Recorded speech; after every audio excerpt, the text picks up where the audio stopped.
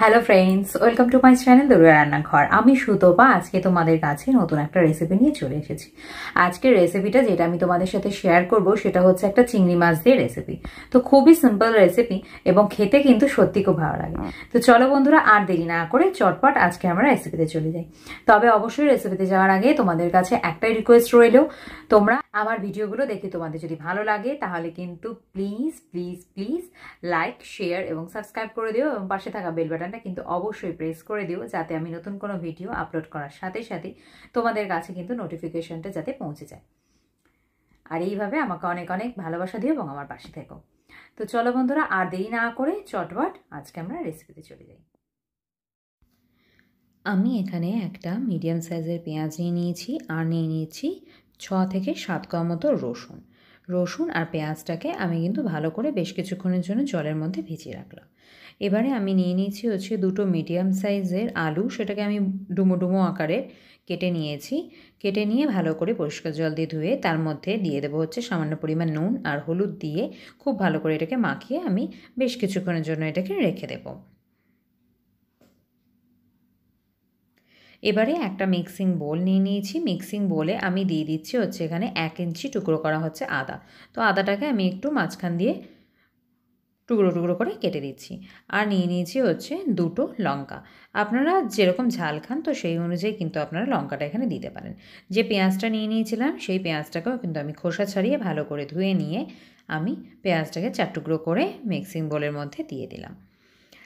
আর আমি রসুনগুলোকে জলের মধ্যে যেহেতু ভিজিয়ে রেখেছিলাম সেহেতু কিন্তু খুব তাড়াতাড়ি কিন্তু খোসাগুলো উঠে যাবে। তো খোসাগুলো ছাড়িয়ে নিয়ে আমি রসুনের কোয়াগুলোকেও মিক্সিং বোলের মধ্যে দিয়ে দেব। এইভাবে আমি প্রত্যেকটা খোসা ছাড়িয়ে নিচ্ছি এবং ছাড়িয়ে নিয়ে প্রত্যেকটা রসুনের কোয়াগুলোকে আমি মিক্সিং বোলের মধ্যে নিয়ে নিয়েছি। এবারে আমি এর মধ্যে দিয়ে দিচ্ছি হচ্ছে সামান্য পরিমাণ জল। সামান্য পরিমাণ জল দিয়ে আমি খুব ভালো করে এটাকে একটা পেস্ট রেডি করে নেব। এই দেখুন, পেস্ট আমার একদম রেডি হয়ে গেছে। এবারে আমি একটা বোলের ভিতর নিয়ে নিয়েছি হচ্ছে বেশ কিছু মিডিয়াম সাইজের হচ্ছে বাগদা চিংড়ি। চিংড়িগুলো ভালো করে পরিষ্কার জল দিয়ে ধুয়ে নিতে হবে এবং 2 থেকে 3 বার মতো ধুয়ে নিলাম। এবং মাঝখানে যে শির থাকে এবং মাথার যে পোর্শনটা থাকে, যে পোর্শনটা নোংরা থাকে, তো সেইগুলোকে খুব ভালো করে বেছে আমি পরিষ্কার করে জল দিয়ে ধুয়ে নিয়েছি। চিংড়ি মাছগুলো আমার খুব ভালো করে জল দিয়ে ধোয়া হয়ে গেলে এর মধ্যে দিয়ে দিচ্ছে হচ্ছে সামান্য পরিমাণ হলুদ গুঁড়ো, সামান্য পরিমাণ কাশ্মীরি লাল লঙ্কার গুঁড়ো আমি এখানে ইউজ করছি, আর দিয়ে দিচ্ছে হচ্ছে সামান্য পরিমাণ নুন। এটাকে দিয়ে খুব ভালো করে চিংড়ি মাছটাকে হচ্ছে মাখিয়ে নিচ্ছি। কাশ্মীরি লঙ্কার গুঁড়োটা সম্পূর্ণভাবে অপশনাল, আপনারা চাইলে ইউজ করতেও পারেন বা নাও করতে পারেন। তো সবকটা চিংড়ির গায়ে আমার কিন্তু নুন হলুদ এগুলো মাখানো হয়ে গেছে। এবারে এটাকে আমি 5 থেকে 10 মিনিটের জন্য একটু সাইড করে রেখে দেবো। এবারে গ্যাসের মধ্যে আমি একটা কড়া বসিয়ে দিয়েছি। কড়াটা খুব ভালো করে গরম হয়ে গেলে এর মধ্যে দিয়ে দিচ্ছে হচ্ছে বেশ কিছুটা পরিমাণ সর্ষের তেল। সর্ষের তেলটাকে খুব ভালো করে গরম হতে দিতে হবে। গরম হয়ে গেলে এবারে আমি এর মধ্যে নুন হলুদ মাখিয়ে রাখা যে আলুটা রয়েছে সেটাকে আমি এর মধ্যে দিয়ে দিলাম। দিয়ে এবারে মিডিয়াম ফ্লেমে এবং কিছুটা হাই ফ্লেমে আমি কিন্তু আলুগুলোকে হালকা লালচে কালার করে আমি এগুলোকে ভেজে নিচ্ছি। দেখতে পাচ্ছেন বন্ধুরা, আলুর গায়ে কিন্তু বেশ কিছুটা লালচে কালার দাগ ধরতে শুরু করেছে। তো বেশ কিছুটা পরিমাণ ভাজা হয়ে গেলে আমি আলুগুলোকে কিন্তু অন্য একটা পাত্রে তুলে নিচ্ছি। আলুগুলো আমার ভাজা কমপ্লিট, তো অন্য একটা পাত্রে আমি আলুগুলোকে তুলে নিলাম। এবারে যে তেলটা রয়েছে সেই তেলের মধ্যেই আমি কিন্তু চিংড়ি মাছগুলোকে দিয়ে দেব।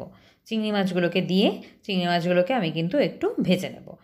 3 থেকে 4 মিনিট মতো আমি চিংড়ি মাছগুলোকে খুব ভালো করে নাড়াচাড়া করে মিডিয়াম ফ্লেমেই আমি কিন্তু চিংড়ি মাছগুলোকে ভেজে নিচ্ছি। একটা পাশ হয়ে গেলে আরেকটা পাশে আমি উল্টে দিলাম। এইভাবেই সবকটা চিংড়ি মাছগুলোকে আমি ভেজে নিলাম।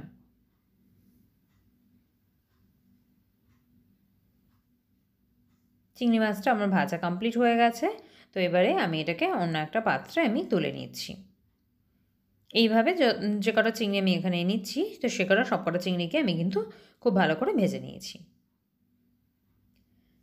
আমি এখানে হাফ টমেটো ইউজ করছি। তো টমেটোটাকে আমি লম্বা লম্বা করে স্লাইস করে আমি এখানে কেটে নিচ্ছি। কাটবার আগেই আমি টমেটোটাকে কিন্তু খুব ভালো করে ধুয়ে নিয়েছিলাম। এবারে যে তেলটা চিংড়ি মাছ ভাজার যে তেলটা ছিল তার মধ্যে আমি দিয়ে দিচ্ছি হচ্ছে একটা তেজপাতা আর একটা শুকনো লঙ্কা, সেটাকে আমি ফাটিয়ে দিয়ে দিলাম। আর এর মধ্যে দিয়ে দিচ্ছে হচ্ছে হাফ চামচ মতো হচ্ছে জিরে, গোটা জিরে। আর যে পেস্টটা আমি রেডি করে রেখেছিলাম পেঁয়াজ আদা রসুন দিয়ে, সেই পেস্টটাকেও আমি কিন্তু এটার মধ্যে তেলটার মধ্যে দিয়ে দেবো। এইবারে গ্যাসের ফ্লেমটাকে মিডিয়াম করে আমি পেঁয়াজ এবং এই পেস্টটাকে খুব ভালো করে ভেজে নেব। এবং এর মধ্যে দিয়ে দিচ্ছে হচ্ছে সামান্য পরিমাণ হলুদ গুঁড়ো, আর দিয়ে দেবো বেশ কিছুটা পরিমাণ নুন আর হলুদটা দিয়ে আমি এই পেস্টটাকে খুব ভালো করে নাড়াচাড়া করে ভেজে নিচ্ছি। এবারে আমি এর মধ্যে দিয়ে দিলাম হচ্ছে টমেটো কুচোটাকে দিয়েও কিন্তু টমেটোটাও যাতে ভালো করে সিদ্ধ হয়ে যায় তার জন্য কিন্তু খুব ভালো করে নাড়াচাড়া করে আমি এটাকে ভেজে নেব। যখন দেখবো এর ভেতর থেকে তেল ছাড়তে শুরু করেছে তখন এর মধ্যে আমি অ্যাড করে দিলাম হচ্ছে ভেজে রাখা আলুগুলো অ্যাড করে দেওয়ার পরেও আমি কিন্তু মশলাটার সাথে খুব ভালো করে নাড়াচাড়া করে আমি এটাকে মিশিয়ে নেব। আলুটা দিয়ে মশলাটা আমার খুব ভালো করে কষানো হয়ে গেছে। এবারে আমি এর মধ্যে দিয়ে দিলাম হচ্ছে পরিমাণ মতো কাশ্মীরি লঙ্কার গুঁড়ো, আর দিয়ে দিচ্ছি হচ্ছে একটা ভাজা মশলা।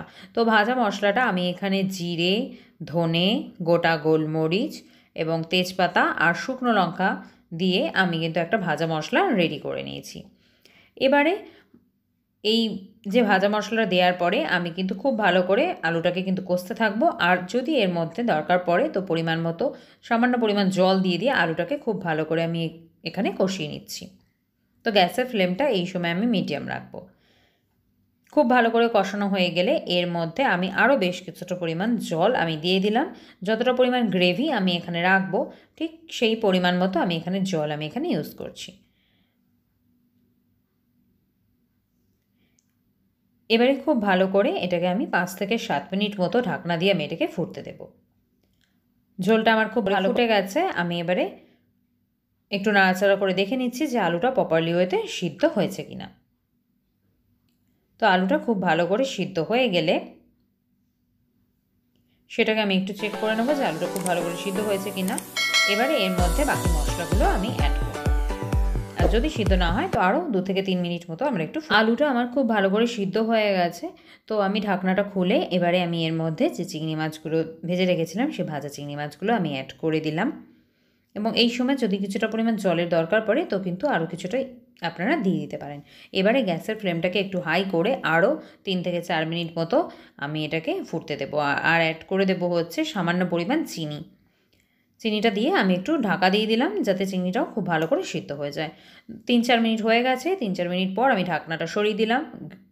আমার এটা কিন্তু একদম রেডি। এবার উপর থেকে আমি ছড়িয়ে দিলাম হচ্ছে সামান্য পরিমাণ গরম মশলা দিয়ে গ্যাসের ফ্লেমটাকে অফ করে আমি গরম গরম ভাতের সাথে হচ্ছে সার্ভ করে আমি আবার চলে এসেছি আজকে এই চিংড়ি মাছের ডালনা, মানে আলু দিয়ে চিংড়ি মাছের ডালনা, যেটা আমি তোমাদের সাথে শেয়ার করলাম। সে রেসিপিটা কিন্তু তোমরা অবশ্যই বাড়িতে ট্রাই করো এবং কেমন হয়েছে সেটা আমাকে নিচে কমেন্ট বক্সে কমেন্ট করে জানিও যে রেসিপিটা তোমাদের কেমন লেগেছে। তো চলো বন্ধুরা, আজকের মতো কিন্তু এখানেই বিদায় নিচ্ছি। নেক্সট ডে তোমাদের সাথে আবার দেখা হবে অন্য কোনো একটা রেসিপি নিয়ে। তোমরা সবাই ভালো থেকো, সুস্থ থেকো, হাসি খুশি থেকো এবং সবাইকে ভালো রেখো। আজকের মতো এখানেই বিদায়। Tata bye.